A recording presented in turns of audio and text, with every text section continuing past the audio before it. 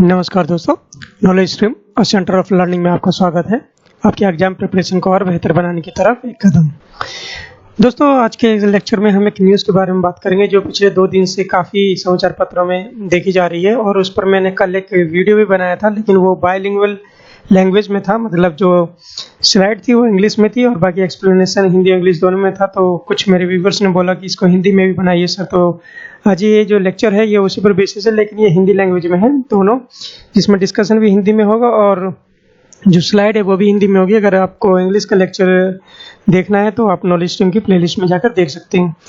इसमें हम जो एक न्यूज़ है इसके बारे में भी जानेंगे, जिसमें अफ्रीका में बोत्सवाना जो एक देश है, अफ्रीका का कंट्री है, उसमें 350 से अधिक हाथी मृत पाए गए हैं और ये घटना मई से स्टार्ट हुई है।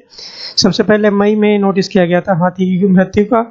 और उसके साथ साथ हम ये भी जानेंगे कि जो बोत्सवाना है, जो कंट्री है अफ्रीका का, उसके बारे में, उसके फिजिकल लोकेशन के बारे में और भौगोलिक बेसिकली जो उसकी स्थिति है उसके बारे में, और उससे जुड़े जो वहाँ की नदियाँ हैं या नेशनल पार्क और सेंचुरीज वगैरह हैं उनके बारे में भी जानेंगे। और साथ ही साथ जो कालाहारी डिजर्ट है जो बहुत ही फेमस है अगर अफ्रीका की बात करते हैं, उसकी लोकेशन के बारे में भी जानेंगे। चलिए स्टार्ट करते हैं आज का लेक्चर। और लेक्चर स्टार्ट करने पर से आप अनुरोध है कि नॉलेज स्ट्रीम को जरूर सब्सक्राइब कर लें और नेक्स्ट वीडियो की नोटिफिकेशन के लिए बेल आइकन दबा लें। इसके दोस्तों के बीच में शेयर करना ना भूलें जो भी एग्जामिनेशन की तैयारी से जुड़ा हुआ, क्योंकि ये करंट के लिहाज से टॉपिक बहुत ही ज़्यादा महत्वपूर्ण है और इससे एग्जामिनेशन में क्वेश्चन आने की पूरी संभावना है। चलिए स्टार्ट करते हैं आज का लेक्चर। समाचार है कि बोत्सवाना में मई से लगभग 350 से अधिक हाथी मृत पाए गए हैं। ये जो पहली घटना हुई है, ये जो सबसे पहले नोटिस किया गया था वो मई में नोटिस किया गया था। और ये जहाँ पर ये हाथी मृत पाए हैं वो बेसिकली एक ओकावांगो डेल्टा क्षेत्र है जहाँ पर हाथियों के समूह को देखा गया था और सबसे पहले ये घटना मई में देखी गई थी। इसके बारे में जो वहाँ की बोत्सवाना की सरकार है उसका कहना है कि चूंकि जो हाथी मृत पाए गए हैं उनके जो दांत होते हैं, टस्क होते हैं, उनको नहीं काटा गया है। क्योंकि जैसे हम जानते हैं जो हाथियों का अगर शिकार होता है तो उनके दांतों के लिए होता है, जिसका अंतर्राष्ट्रीय बाजार में बहुत बड़ी मांग होती है। तो वहाँ की सरकार ने ये बोला है कि चूंकि हाथियों के दांत नहीं निकालेंगे तो ये एक शिकार की घटना से उन्होंने इनकार किया है। बेसिकली जो न्यूज़ है, ये जो समाचार है, सबसे पहले जो है ना यूनाइटेड किंगडम की एक चैरिटी संस्था है बेसिकली जो नेशनल पार्क को संरक्षण के लिए काम करती है और रखरखाव के लिए। उनके जो विशेषज्ञ हैं उन्होंने ये सबसे पहले सूचना दी थी। और साथ ही साथ बोत्सवाना में भी एक चैरिटी है, वन्यजीव संरक्षण चैरिटी, जिसका नाम है सीमाओं के बिना हाथी या एलिफेंट विदाउट बॉर्डर, EWB भी बोलते हैं उसको। उसने जो नोटिस किया वो 356 यानी 356 मृत हाथियों की सूचना दी थी। इस तरीके से ये इन्फॉर्मेशन है और उससे जुड़े जो चैरिटी संस्थाएं हैं उनके नाम भी बहुत ही ज़्यादा महत्वपूर्ण है। जो इस पर जो एक रिपोर्ट बनाई गई उसमें ये बोला गया है कि जो भी हाथी मृत पाए गए उनमें कोई ऐसा उम्र का कोई फाउंडेशन नहीं है। सभी उम्र के हाथी को मृत पाए गए, चाहे वो छोटे शावक हों या बुजुर्ग और या वो युवा हाथी, या नर या मादा दोनों टाइप के जो है ना, तो सभी हाथियों को मृत पाया गया है। इस रिपोर्ट में जो एलिफेंट विदाउट बॉर्डर है, जो बोत्सवाना की एक चैरिटी है, वन्यजीव संरक्षण चैरिटी, उसने एक रिपोर्ट दी है कि जो इस समय जो एरिया में जो हाथी मिल रहे हैं उनके बारे में अगर उनकी फिजिकल लोकेशन यानी शारीरिक बनावट के दिखते हैं तो वो हाथी बहुत ही कमज़ोर, सुस्त और दुर्बल दिखाई दे रहे हैं और उनमें भटकाव के भी लक्षण हैं। मतलब वो अगर जिस डायरेक्शन से आते हैं पानी वगैरह के लिए और उसका सेवन करके वापस जाना चाहते हैं तो वो जा नहीं पा रहे हैं और उनको चलने में भी कठिनाई हो रही है। इस तरीके से जो ये अंदाज़ा लगाया जा रहा है जो ओकावांगो डेल्टा रीजन है उसमें कोई ऐसी परिस्थिति उत्पन्न हो रही है जो हाथियों की जो शारीरिक बनावट है, उसकी जो क्षमता है, उसको कमज़ोर कर रही है। बोत्सवाना महाद्वीप जैसे कि जाना जाता है, अगर पूरे अफ्रीका के पूरे महाद्वीप में जो हाथी मिलते हैं उनकी अगर गणना की जाए तो उसका 1/3 लगभग 33% हाथी केवल बोत्सवाना में ही मिलता है। बोत्सवाना में इसलिए हाथी की पॉपुलेशन बहुत ज़्यादा है। तो इस तरीके से जो न्यूज़ थी और इम्पोर्टेंट है उसके न्यूज़ से जुड़े कुछ चीज़ें थी उनके बारे में डिस्कस किया। अभी हम बोत्सवाना के बारे में जान लेते हैं। जैसे हमने डिस्कस किया था कि 1/3 घर है हाथियों का बोत्सवाना, और टूरिस्ट के पॉइंट ऑफ व्यू से बोत्सवाना बहुत ही ज़्यादा महत्वपूर्ण है क्योंकि काफ़ी संख्या में टूरिस्ट जो है ना हर साल का वहाँ आना जाना होता है। यहाँ पर दोस्तों हम बोत्सवाना की जो जोग्राफिकल लोकेशन है, भौगोलिक परिस्थिति है, उसके बारे में जान लेते हैं। ये बोत्सवाना के जो पड़ोसी देश हैं, बेसिकली जैसा हम देखने से प्रतीत हो रहा है इस मैप में कि बोत्सवाना की लैंड लॉक्ड कंट्री है, मतलब चारों ओर से जमीन से घिरा हुआ एक क्षेत्र जो जिसकी सीमा जो है ना किसी समुद्र किसी पानी की जो वाटर बॉडी होती है वो उससे टच नहीं करती है तो उसको लैंडलॉक बोलते हैं। तो जैसे ही देख पा रहे हैं बोत्सवाना लैंडलॉक कंट्री, जिसके पश्चिम की बात करते हैं तो वहाँ नामीबिया नामक कंट्री है, और वहीं उत्तर में जाम्बिया कंट्री है। और जाम्बिया, और जब हम बात करते हैं उत्तर और उत्तर पूर्व की बात करते हैं तो वहाँ पर जिम्बाब्वे और कंट्री है, देश है, और साउथ की बात करते हैं तो वहाँ पर साउथ अफ्रीका है। इस तरीके से हमने बोत्सवाना के जो भौगोलिक स्थिति है उसके बारे में भी यहाँ पर देख लिया। जैसे कि अभी ने डिस्कस किया था कि बोत्सवाना एक भूमिबंध देश है, मतलब चारों ओर जमीन से घिरा हुआ है। कोई उसके जो उसकी फिजिकल बाउंड्री है, अंतर्राष्ट्रीय बाउंड्री या अंतर्राष्ट्रीय सीमा रेखा है, वो किसी पानी से टच नहीं होती, समुद्री या झील वगैरह की। केवल 4 देश इससे शेयर करते हैं, जिसमें नामीबिया है, जाम्बिया, जिम्बाब्वे और दक्षिण अफ्रीका। इन देशों के बारे में हमसे एक बार फिर से देख लेते हैं। जैसे बोत्सवाना है, बोत्सवाना के अगर पश्चिम में जाते हैं तो नामीबिया नामक कंट्री है, जो कि मैंने पहले डिस्कस किया। उसके नॉर्थ में जाम्बिया है, और ईस्ट की बात करते हैं तो जिम्बाब्वे, और साउथ में दक्षिण अफ्रीका है दक्षिण में। तो इस तरीके से 4 देशों से ये अपनी बाउंड्री साझा करता है। जाम्बिया से भी बहुत थोड़ी बाउंड्री साझा करता है, लेकिन 4 देशों से करता है। एग्जामिनेशन में क्वेश्चन आ सकता है कि जो अभी बोत्सवाना में हाथियों की पड़ने की घटना हुई, तो बोत्सवाना के बारे में बताइए कि वो किन किन देशों से अपनी जो है ना बाउंड्री या सीमा साझा करता है। फॉर लार्ज मैप में हम यहाँ पर देख लेते हैं, और जो कंट्री है उनके राजधानी के बारे में भी यहाँ जान लेते हैं कि बोत्सवाना की राजधानी गैब्रोने है, और ये जैसे इसके जो है ना भौगोलिक स्थिति है। और उसके जो पश्चिम में अभी बात किया था नामीबिया नामक कंट्री, जो कि उसकी राजधानी है विंडहोक है। वहीं नॉर्थ में अगर हम बात करते हैं जाम्बिया, जाम्बिया की राजधानी लुसाका है, और ईस्ट में जिम्बाब्वे, जिम्बाब्वे की राजधानी जिस सबको पता होगा हरारे है, और साउथ में जो है ना साउथ अफ्रीका है दक्षिण में, और उसकी राजधानी प्रिटोरिया। इस तरीके से हमने देश, पड़ोसी देश और उनकी राजधानी के बारे में भी यहाँ पर डिस्कस कर लिया। बोत्सवाना के राष्ट्रीय उद्यान और अभयारण्य के बारे में भी जान लेते हैं। जो चोब नेशनल पार्क है और मैरेमी गेम रिजर्व है।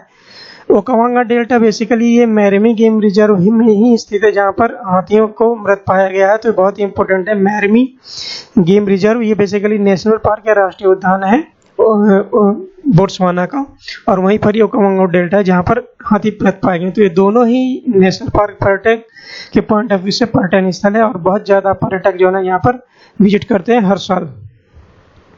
अन्य जो नेशनल पार्क की अगर हम बात करें तो उसमें कालाहारी रेगिस्तान में स्थित सेंट्रल कालाहारी गेम रिजर्व बहुत इंपॉर्टेंट नेशनल पार्क है बोत्सवाना के पॉइंट ऑफ व्यू से। वहीं अगर हम जो सेंचुरी हैं या अभयारण्य हैं उनके बारे में जान लेते हैं, तो खामा गैंडा सेंचुरी है बोत्सवाना में गैंडों के लिए। जैसे कि हमारे यहाँ काजीरंगा नेशनल पार्क है, वन हॉर्न यानी एक सिंग वाले गैंडे के लिए बहुत ज़्यादा प्रसिद्ध है। तो यहाँ पर खामा गैंडा सेंचुरी जो है ना, खामा गैंडा अभयारण्य जो गैंडों के लिए बहुत ज़्यादा प्रसिद्ध है। और मगादी कगड़ी अभयारण्य जो है ना, वो राजहंस जो इंग्लिश में फ्लेमिंगो के नाम से भी जाना जाता है। तो मगादी कगड़ी की वो वहाँ के जो है ना एक प्रमुख जीव है, मगादी कगड़ी अभयारण्य का राजहंस या फ्लेमिंगो। तो इस तरीके से ये दोनों जो है ना अभयारण्य या सेंचुरी बहुत ही ज़्यादा इंपॉर्टेंट है बोत्सवाना के पॉइंट ऑफ व्यू से। अभी हमने बोत्सवाना के नेशनल पार्क के बारे में जाना। बोत्सवाना के कुछ जो कल्चर है उसके बारे में जान लेते हैं कि बोत्सवाना में जो प्रमुख जाति समूह है उसका जिक्र करते हैं तो उस देश का नाम जो पहले सदियों से चला रहा है तोत्सवाना की भूमि भी बोला जाता है। इस तरीके से एग्जाम में पूछा जा सकता है तोत्सवाना की भूमि को कौन से देश के नाम से जाना जाता है, उसको बोत्सवाना, फिर बाद में जो है ना अभी चल रहा है नाम, और इसको पहले तोत्सवाना की भूमि के नाम से भी जाना जाता था। बोत्सवाना में जो एक बहुत फेमस एक रेगिस्तान है जिसको कालाहारी रेगिस्तान कहा जाता है, और ये अपनी भूमि के लगभग 70% तक कवर करता है। मतलब ये बोत्सवाना की अगर पूरी भूमि है उसमें 70% भाग पर ये कालाहारी रेगिस्तान स्थित है। इसकी फिजिकल लोकेशन और कहाँ कहाँ ये फैला हुआ है उसके बारे में हम अभी डिस्कस करेंगे। बोत्सवाना में जो ओकावांगो डेल्टा है बेसिकली वो दुनिया के सबसे बड़ा अंतर्देशीय डेल्टा है, उनमें से एक है जो पश्चिमोत्तर बोत्सवाना में स्थित है। और मगगदी कड़ी पेन जो है ना एक बड़ा पेन है। बेसिकली पेन क्या होता है, एक जो रीजन होता है वो सोसर शेप में होता है, एक प्लेट के शेप में, और जो वहाँ पर साल्ट वाटर बहुत ज़्यादा होता है उसी को ही पेन बोलते हैं। तो मगगदी का काड़ी पेन जो है ना वहाँ पर स्थित है, उसके उत्तर में। इसके लोकेशन के बारे में भी अभी हम डिस्कस करेंगे। एक नदी के बारे में और बात कर लेते हैं, लिम्पोपो नदी। बेसिकली जो लिम्पोपो नदी है वो साउथ अफ्रीका से निकलती है और नॉर्थ होते हुए ये बोत्सवाना का और जिम्बाब्वे दोनों दोनों की बाउंड्री बनाते हुए इंडियन ओशन में जाके गिरती है। और लिम्पोपो नदी से जुड़ा एक और तथ्य है कि ये इंडियन ओशन यानी हिंद महासागर में गिरने वाली अफ्रीका की दूसरी सबसे बड़ी नदी है। और सबसे बड़ी नदी अफ्रीका की है जो हिंद महासागर में बेसिकली गिरती है, वो है जम्बेजी रिवर, और ये जाम्बिया से निकलती है। तो बहुत ही ज़्यादा इंपॉर्टेंट तथ्य थे एग्जामिनेशन पॉइंट ऑफ व्यू से। यहाँ पर हम सारी चीज़ डिस्कस कर लेंगे, कौन सी चीज़ क्या थी। तो जैसा कि हमने बात किया था कालाहारी डिजर्ट की लोकेशन के बारे में बात कर लेते हैं। ये देखिए, जो बोत्सवाना के लगभग 70% पार्ट पर जो है ना कालाहारी डिजर्ट है, लेकिन उसकी जो कालाहारी डिजर्ट की सीमा जो है ना वो नामीबिया में भी फैली हुई है, जैसे कि हम देख पा रहे हैं। और साथ ही साथ दक्षिण अफ्रीका के कुछ पार्ट में भी ये कालाहारी डिजर्ट फैला हुआ है। यहाँ पर जैसे हमने बात किया था ओकावांगो जो स्वयं था, ओकावांगो डेल्टा था, वो ये रीजन है नॉर्थ में बेसिकली ये स्थित है ओकावांगो डेल्टा। और इस यहीं पर ही बेसिकली जो ये ओकावांगो डेल्टा है ये मैरमी गेम रिजर्व में है, जिसमें हाथियों को मृत पाया गया है, जो इसकी नॉर्थ में ये लोकेशन है। वहीं पर अगर हम नॉर्थ और ईस्ट की तरफ जाते हैं, मकागादिकड़ी साल्ट पेन है, जिसके बारे में भी डिस्कस किया। ये one of the largest salt pan है अफ्रीका में, Makgadikgadi salt pan. Salt pan वही जैसे मैंने बोला सोशल शेप जो भूमि होती है और उसमें जो है ना साल्ट वाटर पाया जाता है, जैसे कि हम इसको कंपेयर कर सकते हैं जो हमारा राजस्थान में सांभर लेके उस टाइप का। और यहाँ पर देख लेते हैं जो लिम्पोपो रिवर की बात मैंने डिस्कस की थी। Limpopo river basically south Africa से निकलती हुई इस तरीके से ये बाउंड्री बनाती हुई जिम्बाब्वे की और बोत्सवाना की, और ये इंडियन ओशन या हिंद महासागर में जाके गिर जाती है।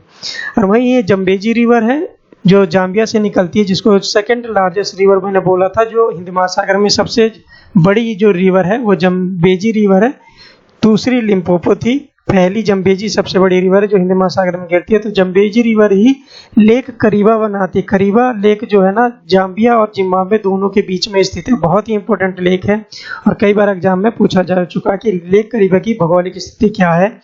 तो लेक करीबा जाम्बिया और जिम्बाब्वे दोनों में ही स्थित है और इसके थ्रू होते हुए जम्बेजी रिवर फ्लो करती है और फाइनली इंडियन ओशन या हिंद महासागर में गिरती है। और जम्बेजी रिवर सबसे बड़ी नदी है जो हिंद महासागर में गिरती है, दूसरी है लिम्पोपो। इस तरीके से यहाँ से हमने कालाहारी डिजर्ट और रिवर्स और ये स्वैम्प और मकागादिकड़ी जो साल्ट पेन है उनके बारे में डिस्कस किया।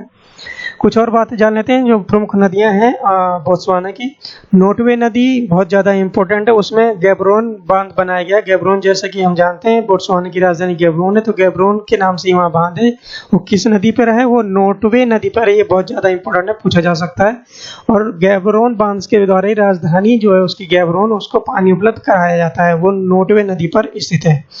दूसरी नदी चौबे नदी, और यहाँ पर जैसे मैंने अभी डिस्कस किया, अगर नेशनल पार्क की बात करते हैं चौबे नेशनल पार्क, उस वहाँ पर ये नदी होती हुए बहती है चौबे नेशनल पार्क, उसी से ही उसका नाम है चौबे नेशनल पार्क। और ये जो चौबे नदी है ये बोत्सवाना और नामीबिया के बीच में जो है ना एक सीमा बनाती है, मतलब एक बाउंड्री का निर्माण करती है। वहीं पर ही जो चौब नदी है कुंजलुगा नामक स्थान पर एक जम्बेजी नदी के साथ मिल जाती है। मैंने अभी डिस्कस किया जम्बेजी नदी जो है ना सबसे बड़ी अफ्रीका की नदी जो हिंद महासागर में गिरती है उसके साथ मिल जाती है। और वहाँ पर जो मिलती है कांजूगुला नामक स्थान पर मिलती है, उसका अर्थ होता है वहाँ एक छोटा सा सोर्स पेड़ है। तो इस तरीके से हमने नदियों के बारे में भी जो बहुत इंपॉर्टेंट नदी है बोत्सवाना की उनके बारे में डिस्कस किया। दोस्तों ये लेक्चर आपको कैसा लगता है आपके कमेंट बॉक्स में ज़रूर बताइए, और अगर अच्छा लगता है तो लाइक बटन को ज़रूर प्रेस कीजिए। आज हमने जो डिस्कस किया वो एक बहुत ही दुखद खबर है। 350 हाथी का अगर मृत्यु पाए गए और उनके बारे में अभी जानकारी नहीं मिली है कि क्यों मृत पाए गए हैं। एनवायरमेंटलिस्ट और प्रकृति प्रेमी लोगों के लिए बहुत ही दुर्घटना है। इसके बारे में आज हमने डिस्कस किया। आपको लेक्चर कैसा लगा प्लीज़ ज़रूर बताइएगा। नॉलेज टीम से जुड़ने के लिए धन्यवाद।